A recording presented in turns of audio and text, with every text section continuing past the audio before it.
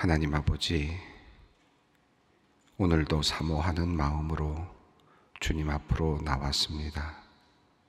슬픈 마음, 억울한 마음, 원망의 마음, 후회하는 마음, 염려하는 마음, 두려운 마음, 기대하는 마음, 감사한 마음.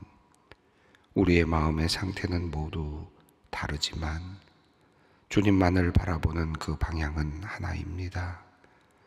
오늘 이 시간 우리가 어떠한 처지에 있든지 이 자리에 있는 우리 모두가 주님께서 주시는 은혜를 얻게 하여 주시옵소서. 하늘의 위로와 평안과 기쁨을 우리 모두가 누리는 오늘의 하루가 되게 하여 주시옵소서. 하나님, 오늘도 우리를 부르시고 자녀 삼아 주신 하나님의 뜻과 계획을 기억하며 살기를 원합니다. 땅끝까지 이르러 내 증인이 되라는 주님의 그 말씀을 기억합니다. 주님께서 부탁하신 복음 전파의 사명이 우리의 삶의 목적이 되게 하시고 가장 큰 의미가 되게 하여 주시옵소서. 이 땅에는 아직도 하나님을 알지 못하는 사람들이 많습니다. 여태껏 하나님의 이름을 한 번도 듣지 못하고 살아가는 이들도 있습니다. 듣고 싶어도 들을 수 없고 알 수 없어서 주님을 찾지 못하는 불쌍한 영혼들도 많이 있습니다. 주님, 그들을 향한 사랑의 발걸음에 우리를 동참시켜 주시옵소서. 그 발걸음이 진정 하나님께서 기뻐하시는 걸음임을 잊지 않게 하여 주시고 주님의 거룩한 사명을 실현하며 살아가는 우리들이 되게 하여 주시옵소서. 일생에 한 사람이라도 복음을 전하여 생명을 얻는 기쁨을 누리도록 우리를 축복하여 주시옵소서. 하나님, 또한 주님께서 이 땅에서 행하신 사역들을 기억합니다. 주님은 힘들고 어려운 이들을 돕고 위로하며 자비로운 손길을 함께 하셨습니다. 억눌린 자에게 노임을 허락하시고 묶인 자에게 자유를 허락하셨으며 압제받는 자들을 해방하심으로 구원을 경험케 하셨습니다. 하나님, 우리도 주님을 본받아 연약한 자, 소외된 자들의 부르심에 귀 기울이게 하여 주시옵소서. 그들을 위해 결단할 줄 아는 삶이 되게 하여 주시옵소서. 지금껏 내 것이라고 고집했던 것들조차 하나님의 것이었음을 깨닫게 하시고 주님의 뜻에 합당하게 쓰이는 것이야말로 가장 의미 있는 참 소유임을 알게 하여 주시옵소서. 그리하여 단지 말만이 아닌 삶으로, 입술의 고백만이 아닌 행동으로 믿음을 드러내는 주님의 참 제자들이 되게 하여 주시옵소서. 하나님 아버지, 오늘은 국가가정한 부부의 날입니다. 이 땅의 모든 부부들, 특별히 소망교회 부부들을 위해 기도합니다. 남편과 아내, 아내와 남편이 주님께서 주신 최고의 배필임을 깨닫고 서로를 존중하고 배려하며 행복을 누리도록 도와주시옵소서.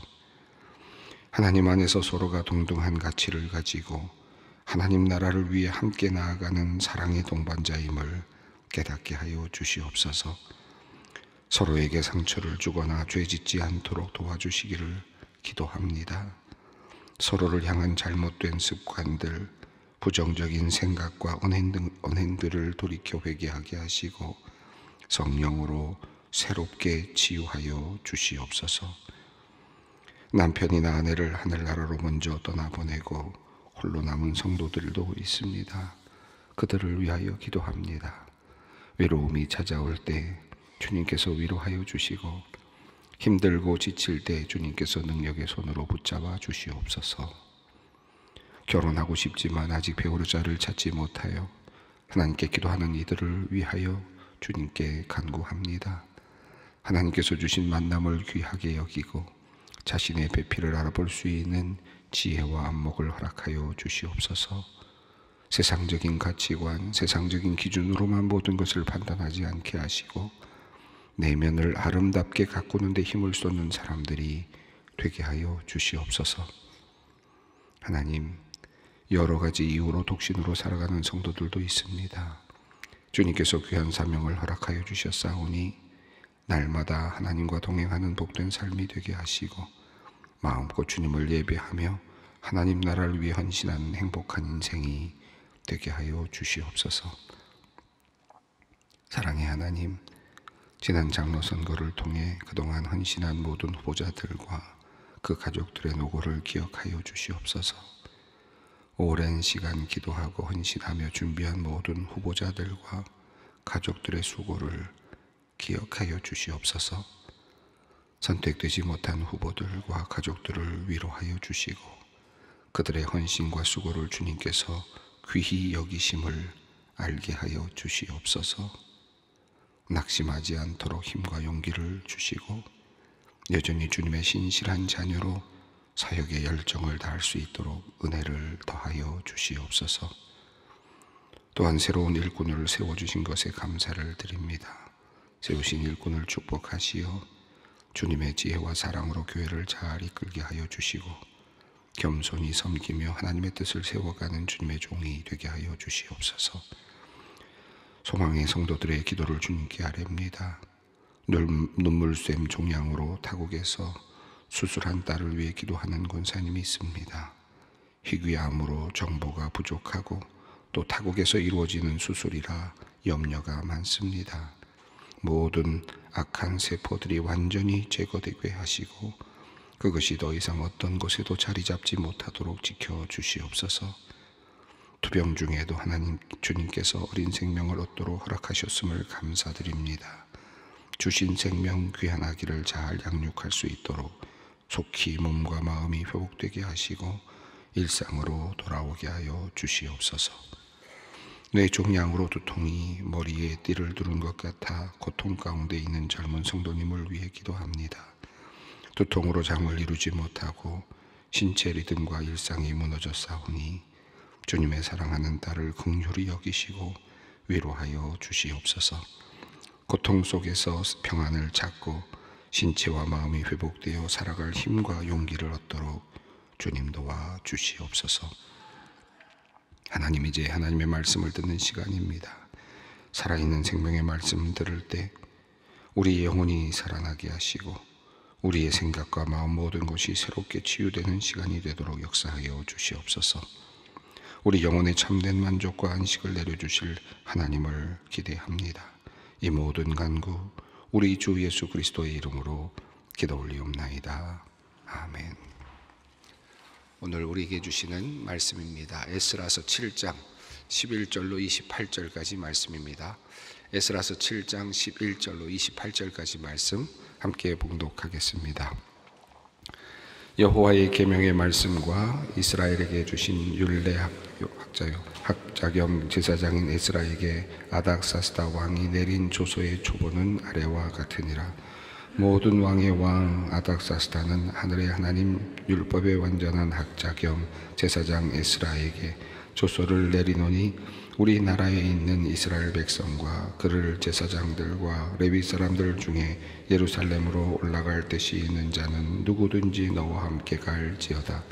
너는 내 손에 있는 내 하나님의 율법을 따라 유다와 예루살렘의 형편을 살피기 위하여 왕과 일곱 자문관의 보냄을 받았으니 왕과 자문관들이 예루살렘에 거하시는 이스라엘 하나님께 성심으로 드리는 은금을 가져가고 또 내가 바벨론 온도에서 얻을 모든 은금과 및 백성과 제사장들이 예루살렘에 있는 그들의 하나님의 성전을 위하여 기쁘게 드릴 예물을 가져다가 그들의 손으로 수송아지와 수량과 어린 양과 그 소재와 그 전제의 물품을 신속히 사서 예루살렘 내 하나님의 성전 제단 위에 드리고 그 나머지 은금은 너와 너의 형제가 좋게 여기는 일에 너희 하나님의 뜻을 따라 쓸지며 내 하나님의 성전에서 섬기는 일을 위하여 내게 준 그릇은 예루살렘 하나님 앞에 드리고 그 외에도 내 하나님의 성전에 쓸 것이 있어 내가 드리고자 하거든 무엇이든지 궁중 창고에서 내다가 드릴지어다.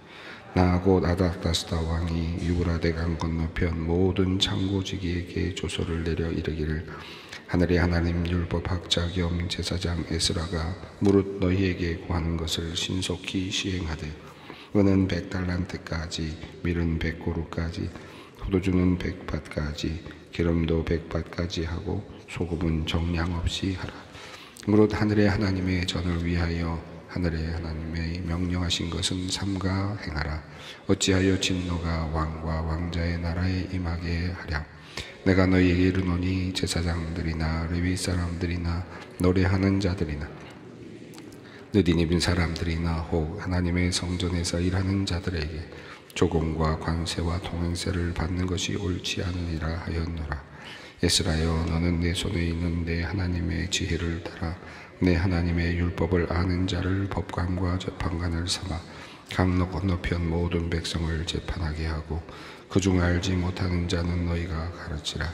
무릇 내 하나님의 명령과 왕의 명령을 준행하지 아니하는 자는 속히 그 죄를 정하여 혹 죽이거나 귀양 보내거나 가산을 몰수하거나 옥에 가둘지니라 하였더라. 우리 조상들의 하나님 여호와를 송축할지어다. 그가 왕의 마음에 예루살렘 여호와의 성전을 아름답게 할 뜻을 두시고 또 나로 왕과 그의 보좌관들 앞에 왕의 권세 있는 모든 방백의 앞에서 은혜를 얻게 하셨도다. 내 하나님 여호와의 손이 내 위에 있으므로 내가 힘을 얻어 이스라엘 중에 우두머리들을 모아 나와 함께 올라오게 하였노라. 우리가 지금 이스라엘 백성들이 이제 포로에서 돌아오는 그런 과정 속에서 1차 귀환에 대한 이야기를 1장부터 6장까지 읽었고요. 스룹바벨과 예수아를 중심으로 스룹바벨 성전을 짓는 그런 내용을 1장부터 6장까지 읽었습니다. 그리고 7장부터는 이제 성전이 완성된 지, 스룹바벨 성전이 완성된 지 57년 후에 이제 또 다른 무리가 이제 예루살렘으로 오게 되는 과정을 우리가 읽고 있습니다. 그 중심에는 에스라라고 하는 사람이 있었다라는 것이죠. 그리고 그 에스라의 이야기가 이어지고 있습니다. 이 에스라는 스라야라고 하는 대제사장의 자손입니다. 그 포로로 잡혀갈 때 사로잡혀가다가 결국 죽임을 당했던, 그래서 마치 대가 끊어진 것 같았던 그 스라야의 자손이었다는 것을 밝히고 있고요. 또 오랜 시간이 흘렀지만 모세의 율법에 익숙한 사람이었다, 정통한 사람이었다라고 말씀하고 있고, 또 그것뿐만 아니라 당시에 왕에게 구하는 것을 모두 다 받을 만큼 능력이 있는, 왕의 총애를 받는, 권력이 있는, 힘이 있는 그런 사람이었다라는 것을 알려주고 있습니다. 그런데 그가 그렇게 왕의 총애를 받고 있었음에도 불구하고 에스라는 예루살렘이라고 하는 자신의 고향 땅, 선조들의 고향 땅으로 가기를 원했고, 그리고 그곳에서 율법을 연구하고 율법을 준행하고 율법을 가르치기를 결심하였다라고 성경은 말씀하였습니다. 이 에스라의 결단이 사실은 굉장하다라는 생각이 듭니다. 그냥 우리가 성경을 알고 있고 또 보고 늘 읽고 있으니까 에스라가 갔나 보다 생각을 하지만 왕의 측근에서 왕의 총애를 받으면서 얼마든지 그곳에서 명예도 누릴 수 있고 또 영광도 누릴 수 있고 많은 것들을 얻을 수 있을 만큼의 위치에 있었던 한 사람이 척박한 땅으로 가겠다, 그것도 그곳에 가서 율법을 지키고 준행하고 또 일을 한다는 것은 굉장히 어려운 일이었을 텐데도 불구하고 그 자신이 그 일을 하겠다라고 결심하였다는 것은 대단한 결심이었다라고 생각이 듭니다. 우리가 모든 것을 다 내려놓고 어딘가로 가는 것과 같은 그런 의미라고 할 수 있을 것 같은데요. 에스라는 그렇게 결심을 하였다라는 것입니다. 그의 왕의 측근이었다라는 것, 그리고 그가 그 왕으로부터 큰 사랑을 받고 있었다는 것을 증명이라도 하듯이 왕은 에스라가 떠날 때 그에 대한 사랑과 그리고 그에 대한 어떤 신뢰를 보여주었습니다. 왕은 에스라에게 이제 조서를 줍니다. 다시 말하면 칙령을 그의 손에 쥐어주는 것입니다. 막강한 그런 힘과 권한을 그에게 주고 있음을 볼 수 있습니다. 오늘 본문 말씀은 이제 에스라가 왕으로부터 받았던 조서의 내용입니다. 자, 이 그가 고향으로 돌아가서 성전을 짓고 성전에서 이제 그 예배를 드리고, 그리고 또 그곳에서 그 이스라엘 사람들과 함께 살아가고 그들을 다스려야 되는 그런 하나의 그런 과제를 안고 가고 있는데, 그에게 힘을 이제 실어주는 그런 조서의 내용이라고 할 수 있겠습니다. 굉장한 많은 권한을 가지고 있음을 알 수 있는데요.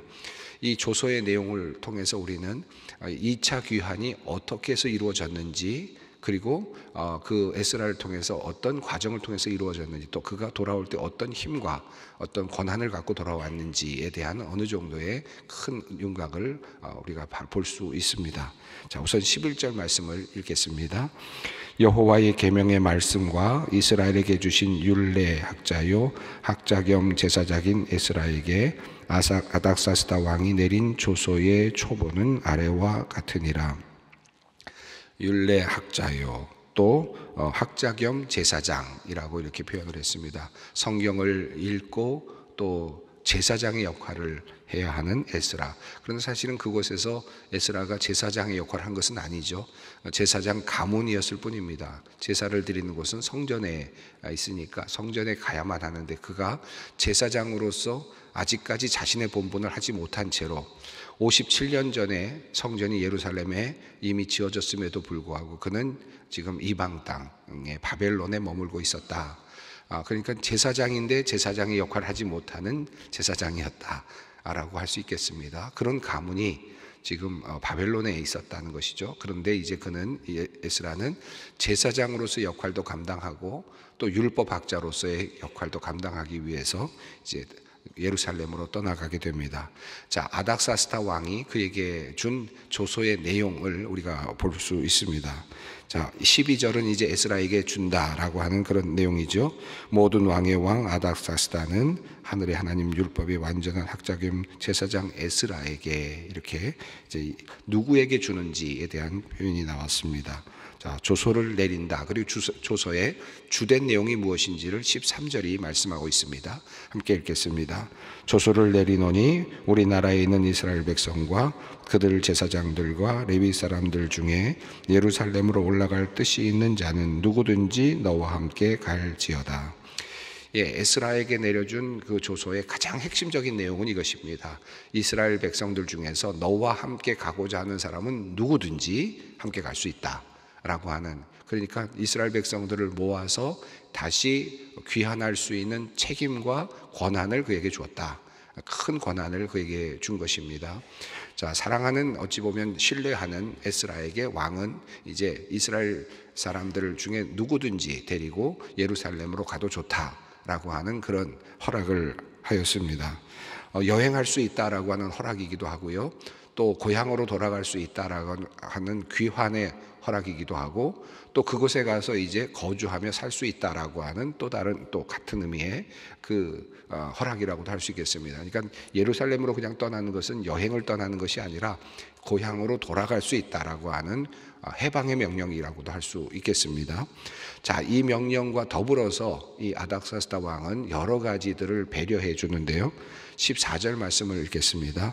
너는 내 손에 있는 내 하나님의 율법을 따라 유다와 예루살렘의 형편을 살피기 위하여 왕과 7 자문관의 보냄을 받았으니.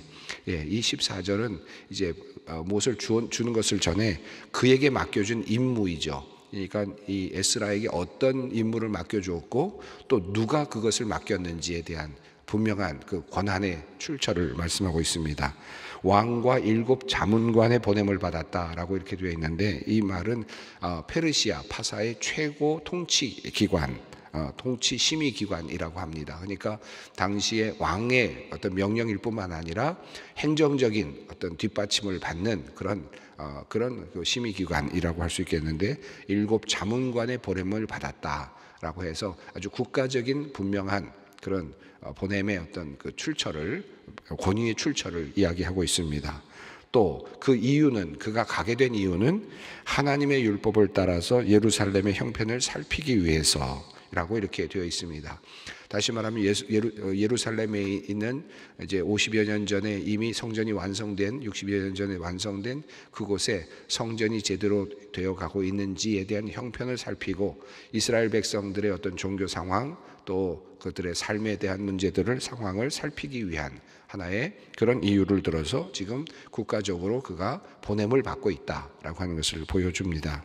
자, 그러면서 어떤 권한들과 어떤 선물들을 주었는지가 15절부터 나오는데요. 우선 15절을 보면 왕과 자문관들이 예루살렘에 거주하는 사람, 하나님께 드리는 은과 금을 가져가라 이렇게 되어 있습니다. 그러니까 우선 최고의 통치를 하고 있는 왕, 그리고 또 더 나아가서 그 통치에 그 행정적인 도움을 주고 있는 행정적인 수반이라고 할 수 있겠죠. 자문관들, 그러니까 최고의 페르시아의 그 권력이 하나님께 드리는 선물을 가지고 가라 이렇게 되어 있고요. 16절에는 바벨론 온 지역에서 받아갈 은과 금이니까 바벨론 사람들로부터 받을 수 있는 은과 금, 그러니까 세금이라고도 할 수 있을 것 같은데 무엇인지 정확하지는 않지만 자발적으로 드려지는 것일 수도 있습니다. 바벨론 사람들로부터 얻을 수 있는 많은 것들을 가져가도 된다라는 것이고, 또 백성들, 제사장들이 예루살렘에 있는 그들의 하나님의 성전을 위해 기쁘게 드릴 예물, 그곳에 백성들이 또 드리는 자발적인 헌물에 대해서도 가져갈 수 있다 이렇게 되어 있습니다. 그러니까 상당히 많은 은과 금을 가져갈 수 있다, 그리고 요청할 수 있다라고 이렇게 할 수 있습니다. 그것을 가지고 무엇을 해야 하느냐, 그 많은 은과 금과 드려진 예물들을 가지고 무슨 일을 하라고 허락하는 것이냐, 그 허락의 용처가 소개되는데요. 17절은 제사와 관련된 내용이죠.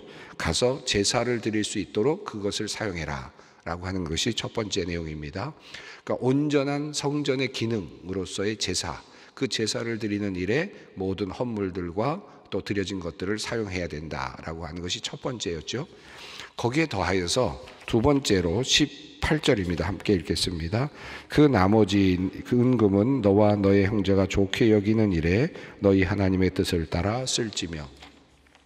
제사를 드리는 것뿐만 아니라 그 은과 금은 이제 에스라의 판단에 의해서, 또 함께 가는 사람들의 판단에 의해서 가장 적절하다고 여겨지는 곳에 쓸 수 있도록 하라라고 하는 그런 어떤 넓은 관점의 용처를 이렇게 말씀하고 있습니다. 그러니까 하나님의 뜻을 따라, 이것이 하나님의 뜻이다라고 여겨지는 것에 쓸 수 있다라고 그렇게 이야기를 한 것입니다. 자유로운, 그러니까 반드시 제사 드린 데만 써라라고 하진 않았고, 제사를 드리는 것과 더불어서 에스라가 보기에, 또 함께한 사람들이 보기에 이건 하나님의 뜻이다, 꼭 필요한 것이다라고 여겨지는 것에 쓰도록 열어주었습니다.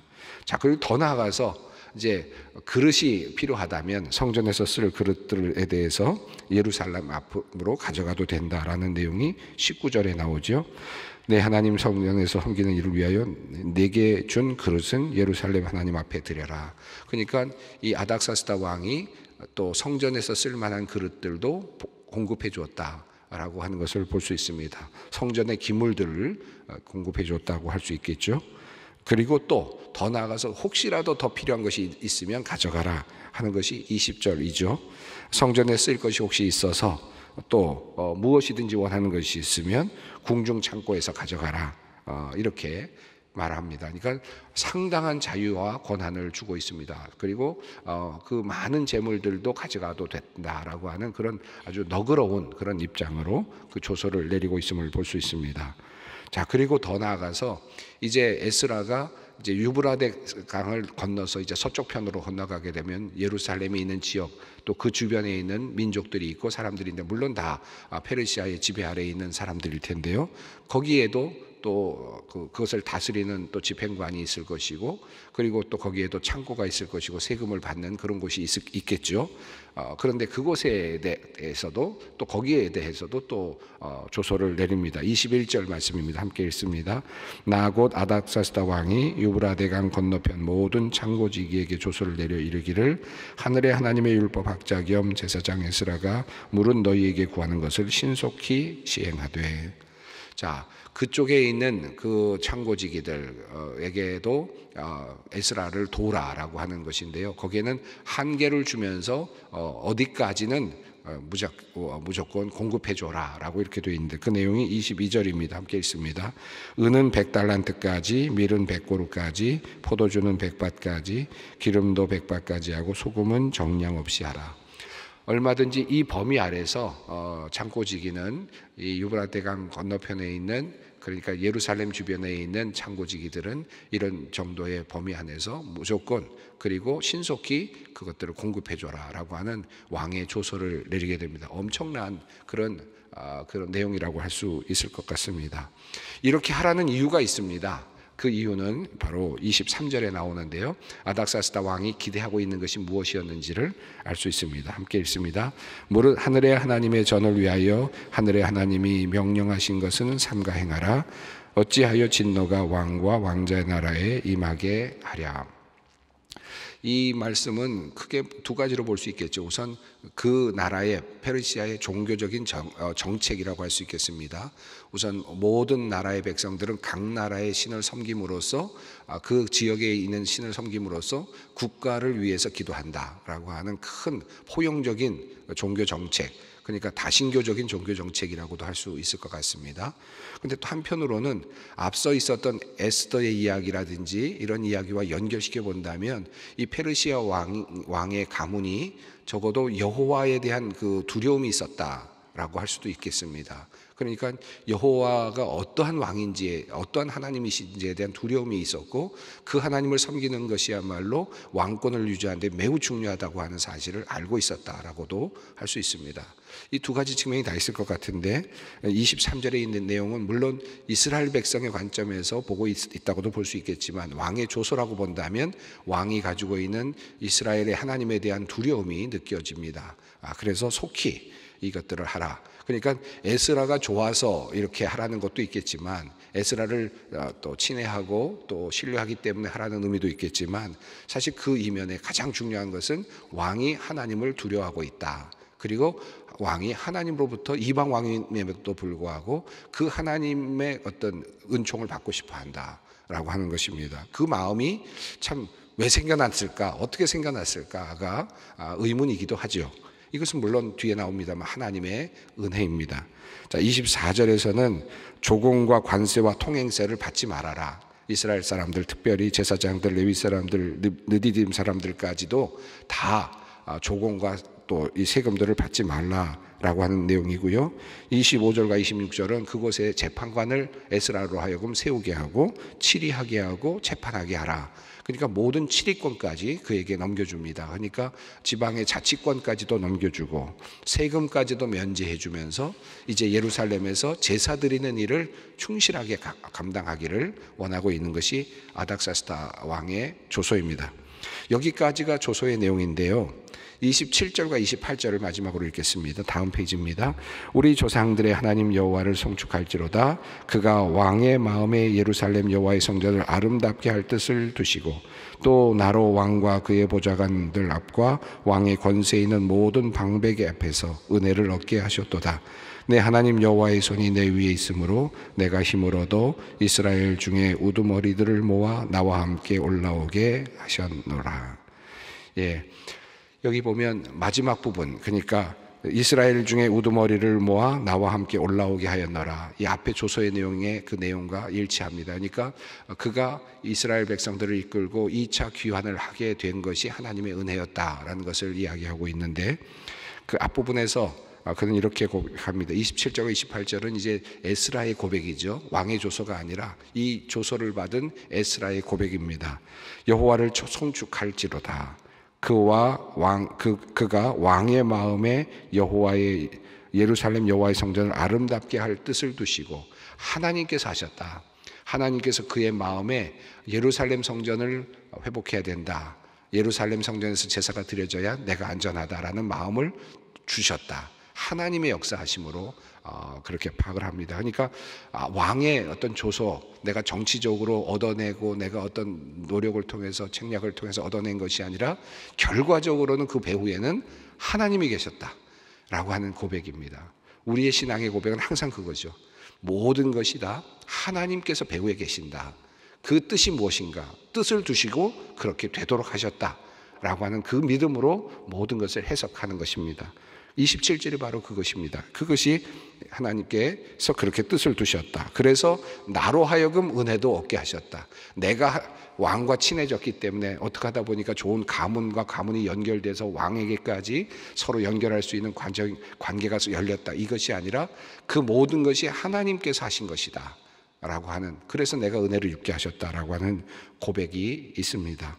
27절과 28절이 바로 우리가 해야 할 모든 우리들의 삶 속에서 우리가 어떤 상황을 만나든지 고백해야 될 고백의 내용이 아닐까 싶습니다. 여러분, 우리가 어떤 처지에 있든지 오늘도 우리의 신앙은 같습니다. 하나님께서 나로 하여금 은혜를 입게 하고 계신다. 모든 것이 하나님의 뜻 가운데서 이루어지고 있고 또 하나님의 거룩하시고 선하신 뜻이 이루어질 것이다 라는 이 믿음으로 또 나아가는 것입니다. 함께 기도하겠습니다. 하늘에 계신 우리 아버지, 아버지의 이름을 거룩하게 하시며 아버지의 나라가 오게 하시며 아버지의 뜻이 하늘에서와 같이 땅에서도 이루어지게 하소서. 오늘 우리에게 일용할 양식을 주시고 우리가 우리에게 잘못한 사람을 용서하여 준 것 같이 우리 죄를 용서하여 주시고 우리를 시험에 빠지지 않게 하시고 악에서 구하소서.